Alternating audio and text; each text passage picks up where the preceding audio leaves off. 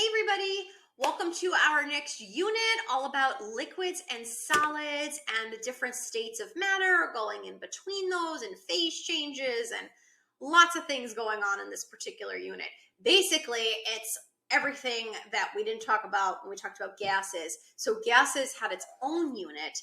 Gases is kind of involved in this when we talk about phase changes, but we're going to more so talk about solids and liquids in this unit. I think more so solids, so really that name should be switched. But anyway, lots of different stuff going on in this unit. You'll see that there are quite a few learning goals for this unit, and that's because there's just a lot of things to cover, unfortunately.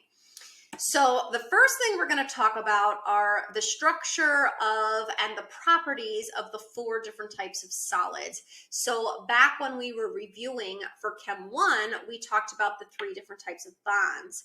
Those bonds can form the 4 different types of solids, which are even more important when we're talking about the properties of different types of substances and materials that we see in real life. So why are diamonds so hard? Why are they insoluble in water? Why does salt dissolve in water so easily, but something like iodine does not? So that's what we're going to talk about in this particular unit. In addition to something that's really crucial are the 3 different types of intermolecular forces. So there are more than 3. But we're just going to talk about 3 in this unit, 3 of the most important ones. Colleges love to talk about intermolecular forces. This is a huge topic of discussion. If you decide to take AP chemistry, intermolecular forces is worth 20% of the AP exam. So it is very important you understand intermolecular forces. And actually, this ties into the 3rd learning goal, which is you will be able to qualitatively rank substances in order of increasing boiling point or melting point by identifying what types of solids they are and what types of intermolecular forces they have.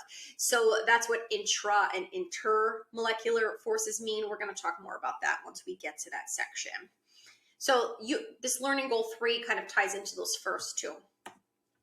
You'll understand vapor pressure. So I don't think we might have touched on this a little bit in the gas line unit, but we're going to talk a little bit more about vapor pressure in this section. You'll be able to interpret phase diagrams, which I think those are pretty self-explanatory. You can either do it or you can't, and by the end of this, you'll be able to look at a phase diagram and know what it's telling you.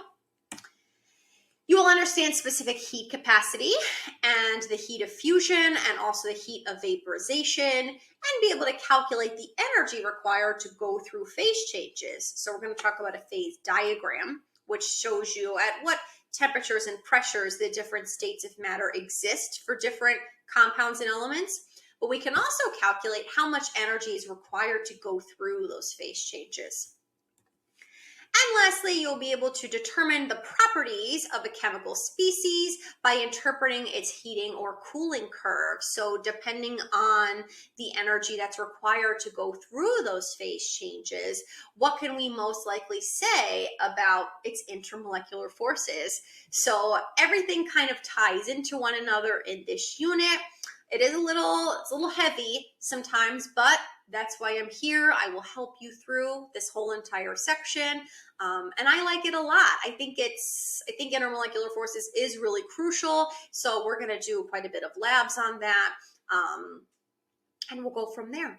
So let's go ahead and dive into the 4 types of solids first. So go ahead and click on the next video if you're ready to do that.